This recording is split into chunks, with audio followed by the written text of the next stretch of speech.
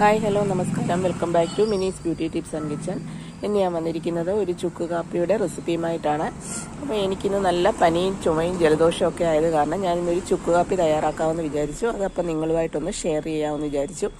അപ്പോൾ നമുക്ക് ചുക്ക് കാപ്പി തയ്യാറാക്കാനായിട്ട് ആദ്യം വേണ്ടത് തുളസിയിലയാണ്. അപ്പോൾ അതിനായിട്ട് ഞാനിവിടെ കുറച്ച് തുളസിയിലയൊന്ന് പറിച്ചെടുക്കുകയാണ്.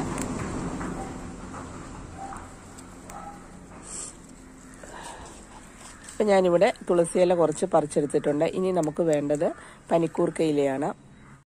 അപ്പം ഞാനിവിടെ കുറച്ച് പനിക്കൂർക്കയിലയും പറിച്ചെടുത്തിട്ടുണ്ട്. പിന്നെ നമുക്ക് വേണ്ടത് ജീരകം, ഒരു 1/4 ടീസ്പൂൺ ജീരകം, ഇതുപോലെ 2 ചെറിയ കഷ്ണം ചുക്കെന്ന് പറയുന്നത് ഇഞ്ചി ഉണങ്ങിയതാണ്, എല്ലാവർക്കും അറിയാമല്ലോ. പിന്നെ നമുക്ക് വേണ്ടത് ഒരു 15 കുരുമുളക് ഞാനിവിടെ എടുത്തിട്ടുണ്ട്. പിന്നെ തുളസിയില എന്ന് പറയുന്നത് നമ്മളിവിടെ നല്ലപോലെ ഒന്ന് കഴുകിയാണ് എടുത്തിരിക്കുന്നത്.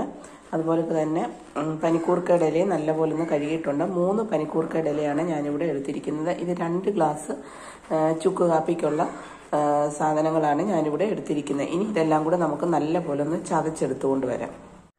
അപ്പോൾ തുളസിയിലയും പനിക്കൂർക്കയുടെ ഇലയും ഞാൻ ചെറുതായിട്ടൊന്ന് ചതച്ചതേ ഉള്ളൂ, നല്ലപോലെ ഒന്നും ചതച്ചില്ല, ചെറുതായിട്ടൊന്ന് ചതച്ചെടുത്തിട്ടുണ്ട്.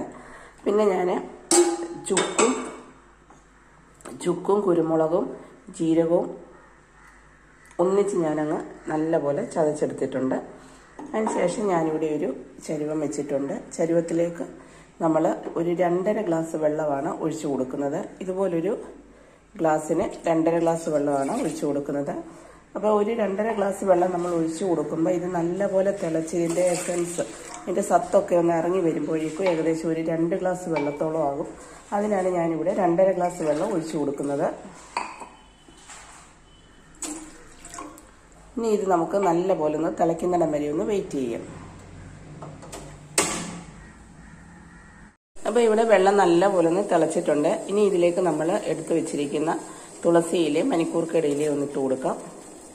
പിന്നെ അതിൻ്റെ ഒപ്പം തന്നെ നമുക്ക് ചതച്ച് വെച്ചിരിക്കുന്ന കുരുമുളക്, ജീരകം, ചുക്കുപൊടി അതോടെ ഇട്ട് കൊടുക്കാം.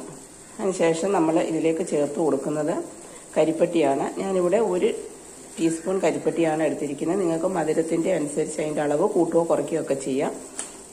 കരിപ്പട്ടി തന്നെ ചേർക്കാൻ ശ്രമിക്കണം. ഇപ്പോഴത്തെ ഒരു സീസണിൽ, പ്രത്യേകിച്ച് ഈ വിന്റർ സീസൺ ആവുന്നുണ്ടെങ്കിൽ രാവിലെ നല്ല തണുപ്പ്, വൈകിട്ടും തണുപ്പ്, പകല് നല്ല വെയിൽ, അങ്ങനെയുള്ള സമയത്താണ് കൂടുതലും നമുക്ക് മൂക്കൊലിപ്പും ജലദോഷവും ഒക്കെ ഉണ്ടാകാറുള്ളത്, തൊണ്ടവേദന, പനി. അപ്പോൾ രാവിലെ എണീക്കുന്ന സമയത്ത് കുട്ടികൾക്കാണെങ്കിലും ഈ കാറ്റൊക്കെ അടിച്ചു കഴിയുമ്പോൾ നല്ല തൊണ്ടവേദനയും ജലദോഷവും ഒക്കെ ഉണ്ടാകാറുണ്ട്. അപ്പം നമ്മൾ ഇതൊരു ഗ്ലാസ് കൊടുത്തു കഴിഞ്ഞാൽ നല്ലൊരു ആശ്വാസമാണ് തൊണ്ടയ്ക്കും ഒക്കെ നമുക്ക് കിട്ടുന്നത്. അതുപോലെ തന്നെ വൈകിട്ടാണെങ്കിലും ജോലിക്ക് പോകുന്നവരും രാവിലെ എണീക്കുന്നവർക്കും ഒക്കെ തൊണ്ടവേദനയൊക്കെ ഉണ്ടാകാറുണ്ട്. പകൽ അതുപോലെ വെയിലും കാറ്റും ഒക്കെ അടിച്ചു കഴിയുമ്പോൾ നമുക്ക് തൊണ്ടയ്ക്ക് വേദന എടുക്കാനും ജലദോഷവും മൂക്കലിപ്പും തലവേദനയും ഒക്കെ ഉണ്ടാകാനുള്ള സാധ്യതയുണ്ട്. അപ്പോൾ ഇതൊരു ഗ്ലാസ് നമ്മൾ രാവിലെയോ വൈകിട്ടും കുടിച്ചു കഴിഞ്ഞാൽ നല്ലൊരു ആശ്വാസമാണ് നമുക്ക് കിട്ടുന്നത്.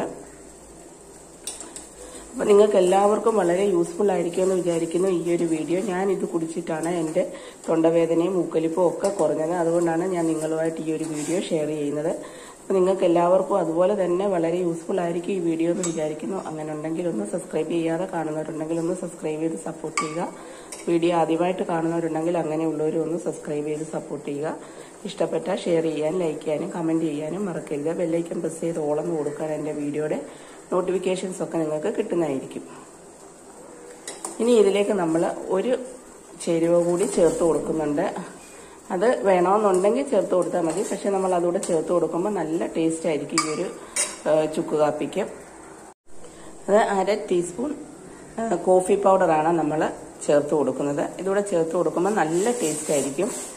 കോഫി പൗഡർ കൂടെ ചേർത്ത് വേണം നിങ്ങൾ ഈ ചുക്ക് കാപ്പി ഉണ്ടാക്കാൻ.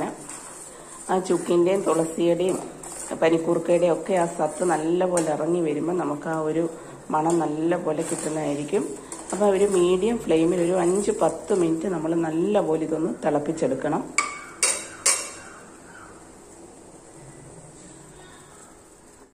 ഇപ്പോൾ ഒരു 10 മിനിറ്റ് ആയിട്ടുണ്ടെങ്കിൽ നമുക്കിനി ഫ്ലെയിം ഒന്ന് ഓഫാക്കി കൊടുക്കാം. ഇനി നമുക്കിതൊരു ഗ്ലാസ്സിലേക്കൊന്ന് ഒഴിച്ചു കൊടുക്കാം.